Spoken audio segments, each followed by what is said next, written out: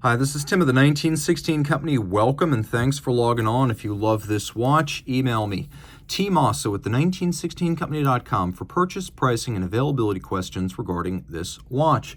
So, made in 25 pieces and sold in 2017, this is an extraordinary timepiece from independent watch brand Moritz Grossmann of Glashütte, Germany. 41 millimeters in diameter in pink gold. This watch is known today as the Bennu Enamel Roman, but in its day it was known as the Moritz Grossmann Atum Enamel. Same watch, different nomenclature. The collections have been reshuffled since then, but it is the same timepiece. So, 41 millimeters in diameter in pink gold. It's 11.5 millimeters thick, and then it is 50.3 millimeters from lug tip to lug tip with a 20 millimeter spacing between the lugs. I started this video out with the watch turned upside down because I think Moritz Grossmann movements are probably top 5 in the world in terms of finish, both in terms of quality and style. Style is how you decorate. Quality is how well. Two different things we'll talk about in a moment. But what really defines this watch is its vitreous enamel dial. On a base of precious metal, we lay down up to 20 layers of glass-based paint, vitreous paint, enamel.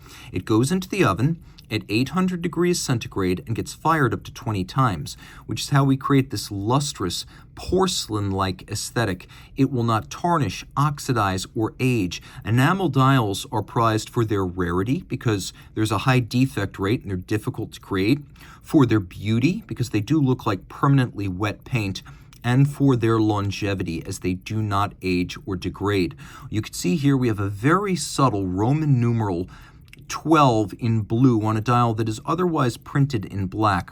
And if you look at that numeral, you can see the slightly granular or pockmarked orange peel texture that defines a true enamel dial and generally sets enamel apart from perfectly slick substitutes like lacquer. That texture is what enamel enthusiasts prize. Now, the watch features radially arrayed Roman numerals, including a watchmaker's 4, and then there is a subdial that's actually a second disc. You can't really cut into enamel, and it's very difficult to make it in 3 dimensions, so this is a 2-disc dial. The hands are Moritz Grossmann's legendary hand-cut, hand-polished, and short-fired brown-violet hands. So what I mean by that is if you fire something forever, it'll turn a deep dark blue. If you fire it for a short period of time with limited exposure to heat, you will get something more like violet or brown. And that is a distinctive feature of Moritz Grossmann heat annealed components. And you will see the same treatment applied to the screws on the back. They're more purple than blue. Now, these hands are also needle-like and extraordinarily detailed. They're works of art by themselves. Cut, polished, deburred, and then fired manually.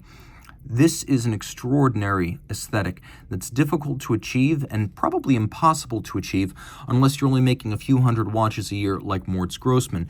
Industry veterans who've been inside Moritz Grossmann's manufacture have told me it is the most antiseptically clean, organized, and professional watchmaking atelier in the industry.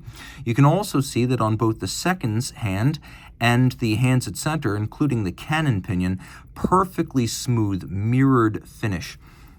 Now, the watch has a unique setting system. So you pull the crown out, the crown snaps back. Now, notice I've stopped the seconds.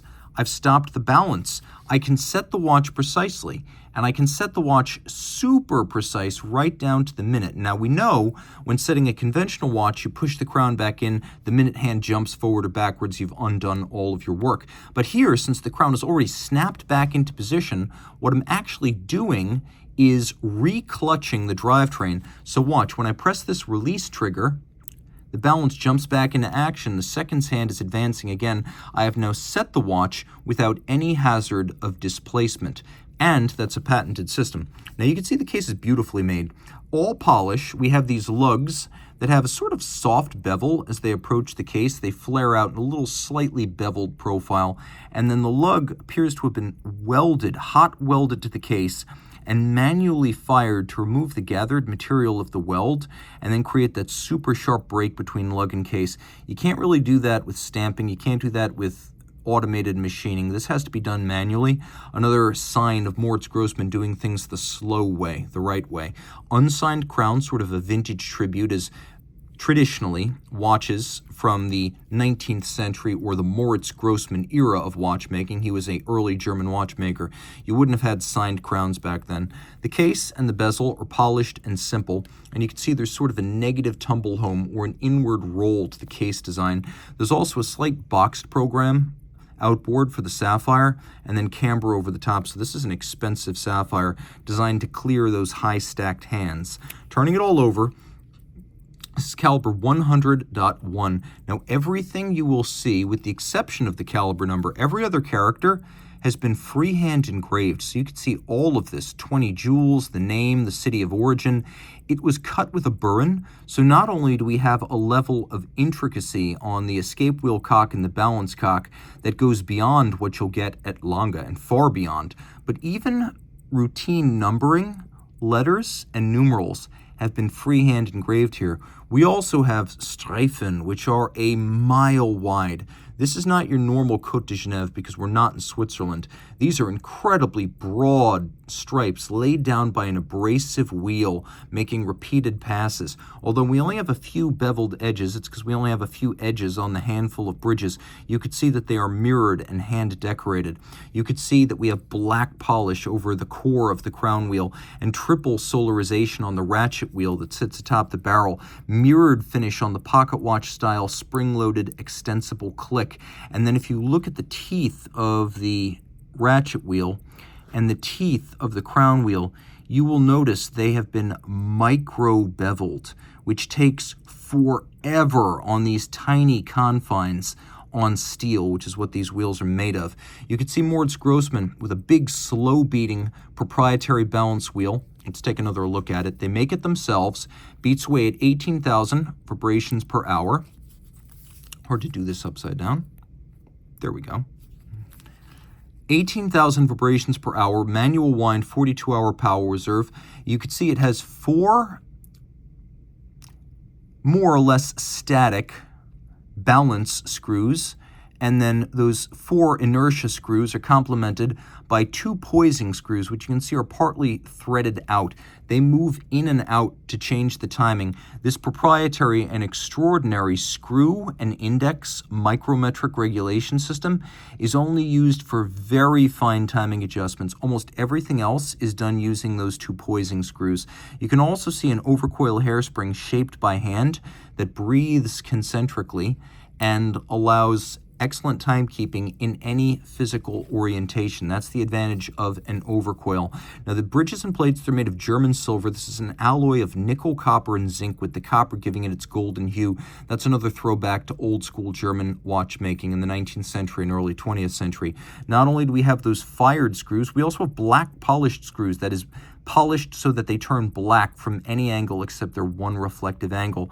You can really see on this huge screw atop the ratchet wheel that it's been beveled on its outer circumference and then beveled through its slot. And this is so large you can actually see that degree of finishing without optics. You can also see the micro beveling of the teeth of the wheel. Now, we've also got clear sapphires. It's the same material as a synthetic ruby, corundum, but without the impurity that turns the material red. And so it has a very pale aesthetic. You can also see that these are golden chaton cups held by screws, a nod to the way jewels would have been set in the 19th century before they were pressed directly into bridges. Take a look at the bridge underneath the balance. It's hard to get it in focus here, but it has been snailed across its top and beveled on its edge with the escape wheel and the anchor mirror finished. So everywhere you look, there's finish. Nothing has been left raw. And if you look carefully, you can even see that there are polished pillars that hold this pocket watch style 3/4 plate above the base plate. So this is a pillar style movement, just like an old marine chronometer.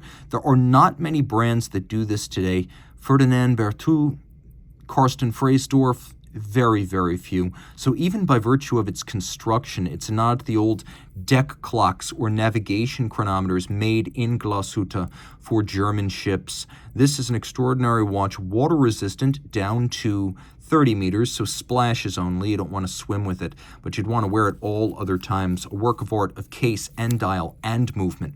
Reach out to Team Mosso at the 1916company.com for purchase and pricing details.